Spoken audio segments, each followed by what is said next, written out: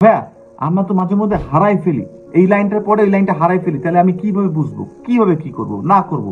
আমি কেমনে বুঝবো ওই লাইনটা কি আছে না আছে? এইটা শুধুমাত্র লিসেনিং এর না, এখন আমি যে টিপসটা বলছি এটা লিসেনিং এর জন্য না, এটা লিসেনিং প্লাস রিডিং দুইটার জন্য একটা বস মার্কা, একটা টিপস বস মার্কা, পুরো বস।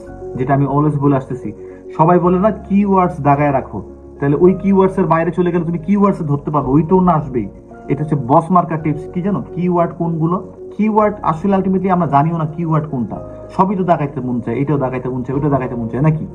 কিওয়ার্ড হচ্ছে ফার্স্ট মিডল লাস্ট থেকে বের করবা, সাবজেক্ট ভার্ব এন্ড অবজেক্ট, এই তিন জায়গা থেকে বেসিক্যালি একটা সেন্টেন্সের ভাইবটা তোমাকে দেয়।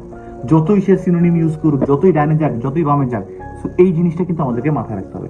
ফার্স্ট মিডল এন্ড লাস্ট যদি ট্রু ফলস হয় না, এই ফার্স্ট মিডল লাস্ট থেকে কোনো একটা জিনিস চেঞ্জ করবে, ট্রু ফলস রিডিং এর। যদি এখানে ফিল ইন দ্য গ্যাপের জায়গা আসে, এখান থেকে কিছু একটা হইতে পারে। যদি এটা মাল্টিপল চয়েসও আসে, আলটিমেট ভাইবটা কোথায় চেঞ্জ হচ্ছে? এই তিন জায়গা থেকেই চেঞ্জ হবে। যদি সেন্টেন্সের পুরো জায়গা চেঞ্জ করতে হয়, কিওয়ার্ড এই তিন জায়গায়, সাবজেক্ট ভার্ব অবজেক্ট। সাবজেক্ট, আর যদি আমাদের একটু হাইপোথিসিস করতে হয় তাহলে সাবজেক্টের সাথে একটা ওয়ার্ড নিতে পারি, ভার্বের একটার সাথে একটা ওয়ার্ড নিতে পারি। আর অবজেক্টিভ অনেক সময় অবজেক্টস গুলো কি হয়, আরো এক্সটেন্ড হয়, দুইটা অবজেক্টের জায়গা থাকে, সো তখন আমরা দুইটার জায়গায় দুইটা অ্যানালাইজ করতে পারি। ওকে, আর কয়টা কয়টা ওয়ার্ড নিব, কয়টা কয়টা মাথায় রাখতে পারবো, এটা আমরা যে প্র্যাকটিস করতে করতে পারবে, এটা প্র্যাকটিস করতে হবে কয়েকটা দিন। But this is how we have to go. আমাদের যেতে হবে ডানে, আমরা যাই বামে, এটা হবে না, এটাই আমাদের হয়ে আসতেছে।